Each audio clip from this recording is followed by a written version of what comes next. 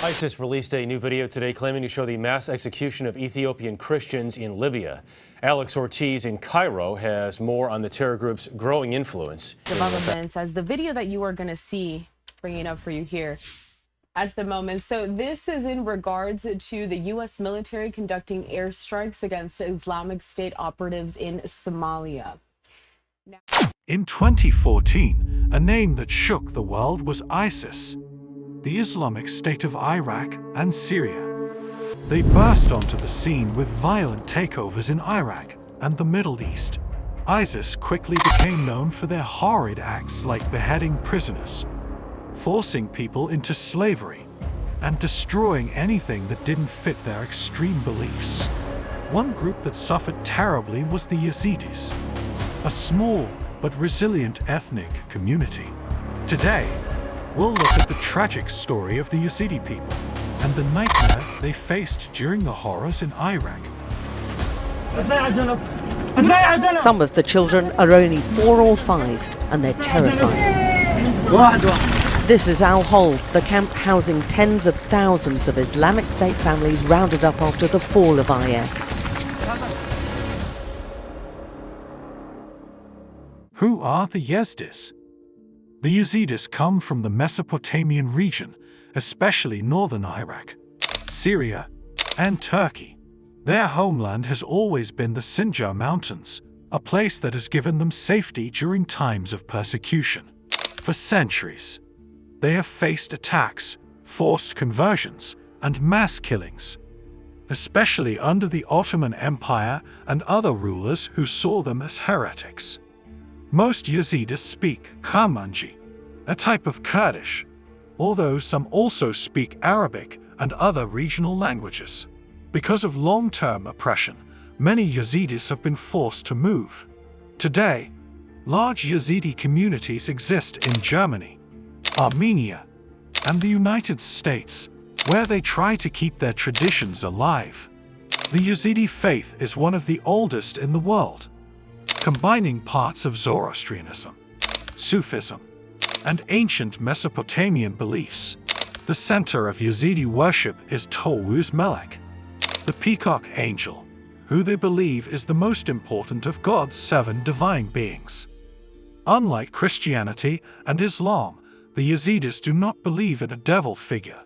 Instead, they see tawamaleek as a force of good. However, outsiders have misunderstood this belief for centuries, leading to accusations of devil worship, causing them to be persecuted. Yazidi religious teachings are found in 2 main sacred texts, the Black Book and the Book of Revelation. However, much of their religion is passed down orally through generations. Unlike other religions that allow conversions, the Yazidis believe that one must be born into the faith. They do not accept converts. A unique belief in Yazidism is reincarnation. Instead of believing in heaven and hell, Yazidis think that the soul moves through different lifetimes to reach spiritual purity. The holiest place for Yazidis is the temple at Lalish in northern Iraq.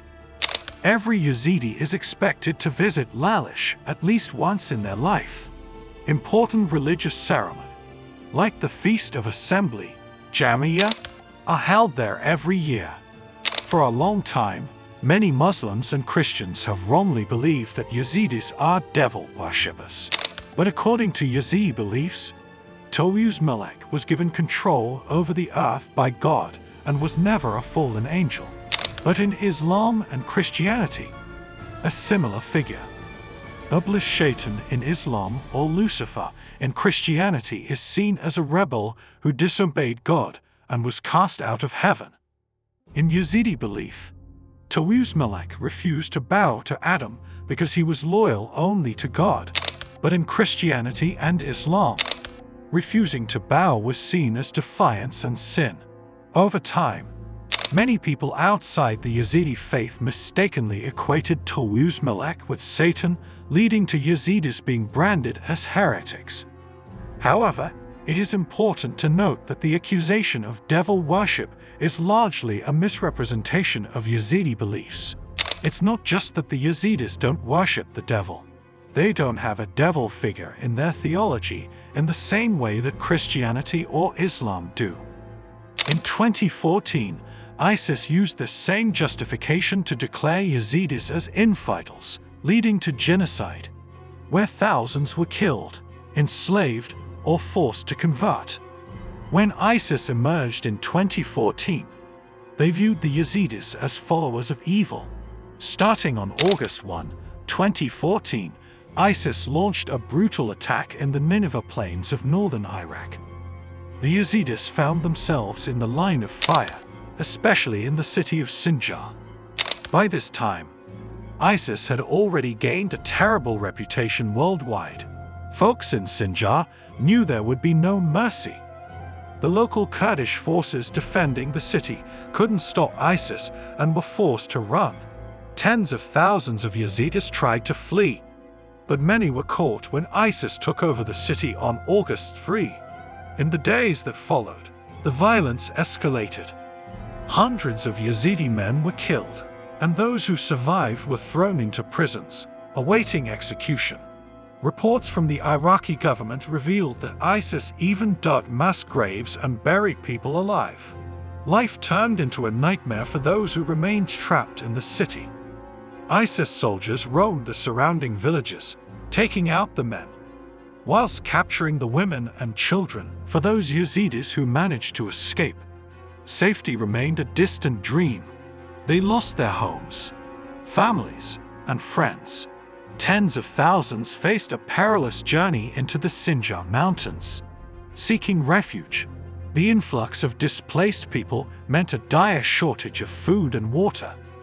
The mountains made it tough for rescue operations to deliver supplies, and fear of more ISIS attacks added to the chaos. UNICEF reported at least 40 children died from dehydration among the fleeing Yazidis just days after the attacks. Sadly, many more lives were lost in the weeks that followed due to exposure, hunger, and violence. ISIS's intentions were mainly rooted in their radical beliefs rather than political gain. They believed they needed to wipe out the Yazidis because they thought of them as evil. This terrible mindset shifted what was happening from mere killings to what we can call genocide.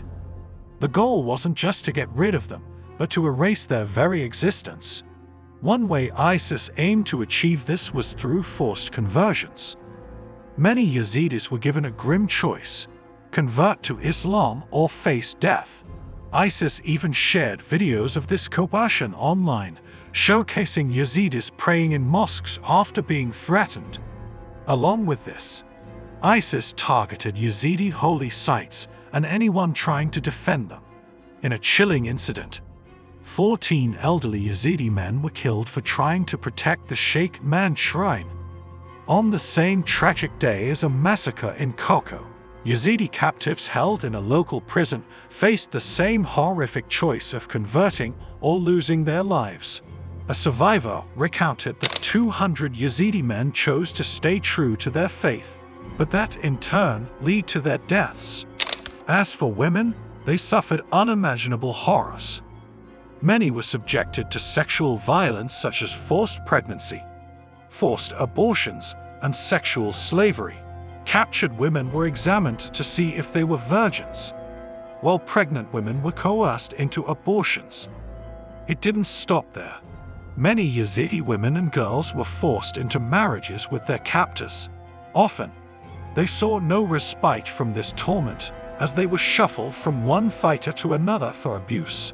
Those not given directly to fighters were sold in markets where women were displayed and auctioned as unwilling wives and companions. Sadly, some were just young girls. ISIS even boasted about these acts, marking it as the first major slavery campaign since Sharia law was abandoned. One remarkable survivor, Lamia Ai Basha, was captured at the age of 16, enduring unspeakable abuse, and was forced to make bombs for terrorists. After nearly 2 years, she managed to escape, although sadly, both her companions were killed by a landmine. Lamia, who lost her childhood innocence and suffered injuries, including losing sight in one eye, held on to hope when she said, Even if I had lost both eyes, it would have been worth it because I have survived. The events during this period were intense. Even if they lasted a short time, by the end of August 2014, most Yazidis had found ways to escape. Those who stayed behind faced death, slavery, or forced conversions. While ISIS occupied Sinjar until 2017, it did not ease the pain of those who once called it home. A staggering 80% of those who fled in 2014 chose not to return. Many kidnapped Yazidi women remain missing to this day. Although some escaped or were liberated, thousands have not been found. Disturbingly, in 2020, reports surfaced of ISIS militants engaging in organ trafficking and selling captured Yazidi women online. The near-total defeat of ISIS in 2019 offered some hope for justice.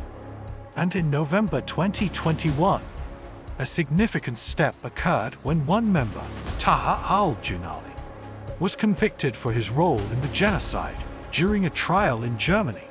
In total, it is estimated that around 5,000 Yazidis lost their lives, and about 10,000 were kidnapped or enslaved. The events of forced conversions, brutal treatment, and destruction of sacred sites aim to wipe out the Yazidis forever, with multiple entities such as the UN, the US, and others recognizing these atrocities as genocide. The Yazidi tragedy remains a haunting chapter of the 21st century. However, as so many still wait to be found and mass graves lie undiscovered, the pain for the Yazidi community is far from over.